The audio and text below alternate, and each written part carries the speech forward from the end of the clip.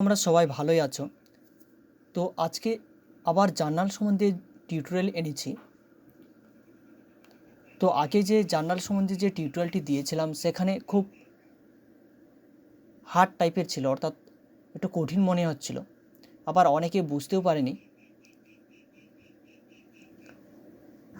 তো আজকে যে টিউটোরিয়ালটি এনেছি এটি খুব সহজ সরল ভাষায় সহজ পদ্ধতিতে কিভাবে জার্নাল এন্ট্রি করব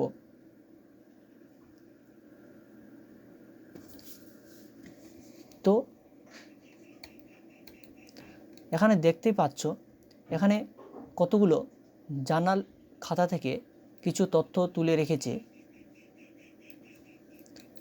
1/1/2019 স্যালারি পেড টু অশোক 2000 টাকা। 1/2/19 গুডস পারচেস টু ক্যাশ 2000 টাকা। স্যালারি পেড 12,000 টাকা। ডিপোজিট ইনটু ব্যাঙ্ক অ্যাকাউন্ট 30,000 টাকা। রেন্ট পেড ইন ক্যাশ 10,000 টাকা। তো এগুলো হলো জার্নাল খাতা থেকে তুলে রাখা কিছু তথ্য। তারপরে সাইডে দেখো জার্নাল এন্ট্রি ডেবিট অথবা ক্রেডিট চার্ট। এটা খুব গুরুত্বপূর্ণ। জার্নাল এন্ট্রি করার জন্য এই জিনিসটা খুব গুরুত্বপূর্ণ। তো এর আগে টিউটোরিয়ালে আমি দিয়েছিলাম,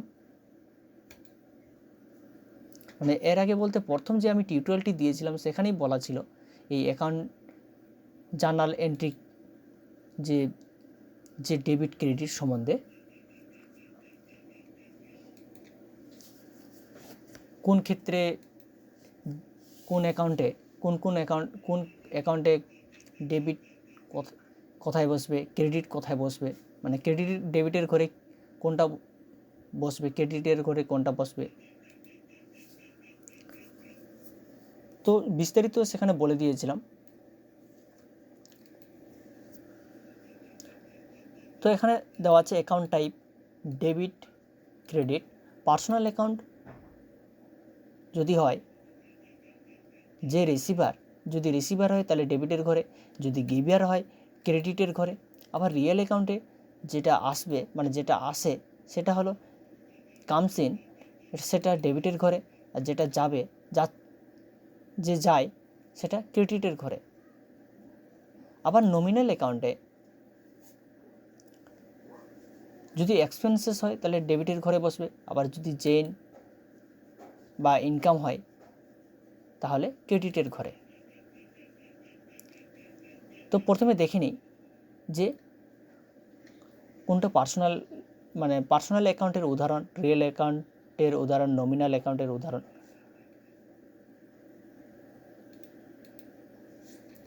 তো এখানে দেখে নাও, পার্সোনাল অ্যাকাউন্ট বলতে নিজস্ব কোনো ব্যক্তিত্ব কোনো হিসাবকে বোঝাচ্ছে। আর real account furniture, building, plant এবং মেশিনারি, ভেহিকলস আর নগদ অর্থ বলতে নিজের হাতে যে টাকাটা।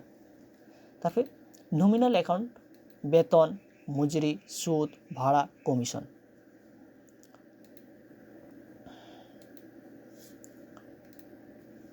তো এই যে কতগুলো তথ্য রয়েছে, এই তথ্যগুলোকে আমি জার্নাল এন্ট্রি করে রেখেছি। সেখানে আমি এই যে চার্টটার সঙ্গে মিলাবো। তো এন্ট্রিতে এবার চলে আসলাম।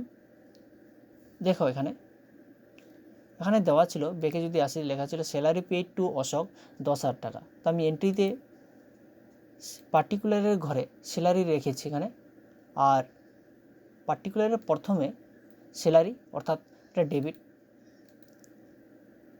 কোনো কোম্পানি বা আমি ধরে নাও এই স্যালারিটি দিচ্ছি, অর্থাৎ আমার কাছ থেকে খরচা হচ্ছে, অর্থাৎ এক্সপেন্সেস। যদি এখানে বলেই দেওয়া ছিল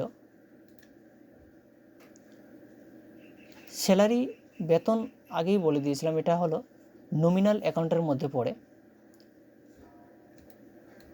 নমিনাল অ্যাকাউন্টে বলা ছিল যে এক্সপেন্সেস যদি হয় তাহলে ডেবিটের ঘরে, আর যদি গেইন বা ইনকাম হয় তাহলে ক্রেডিটের ঘরে।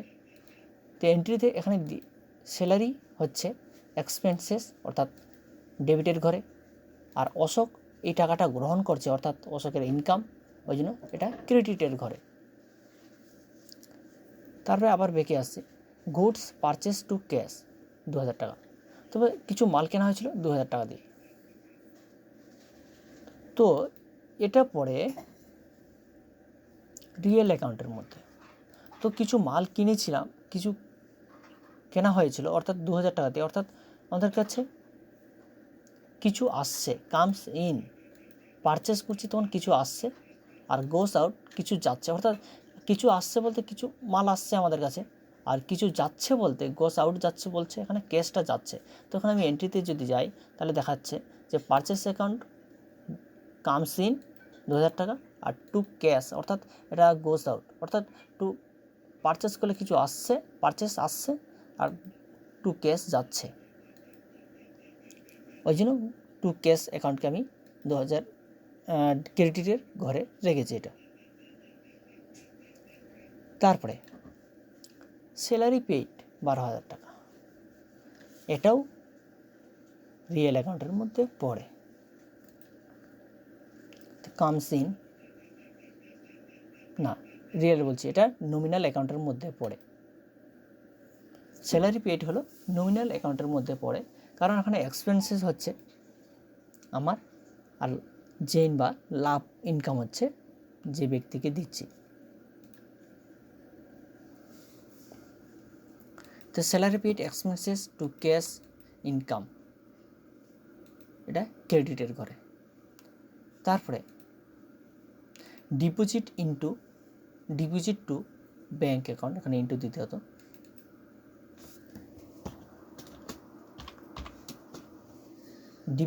ডিপোজিট ইন্টু ব্যাঙ্ক অ্যাকাউন্ট, তো আমি ব্যাংকে কিছু টাকা জমা করছি।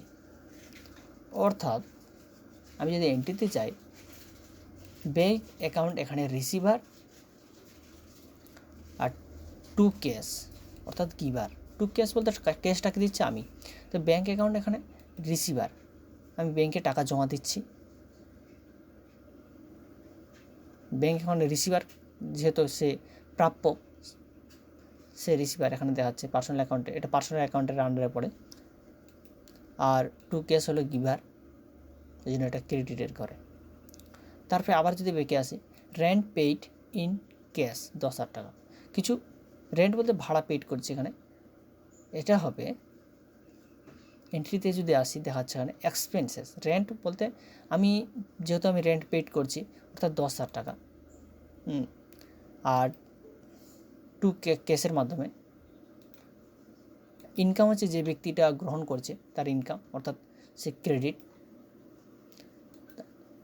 তা রেন্ট অ্যাকাউন্ট এখানে ডেবিট, আর টু ক্যাশ ইনকাম এটা হলো ক্রেডিট।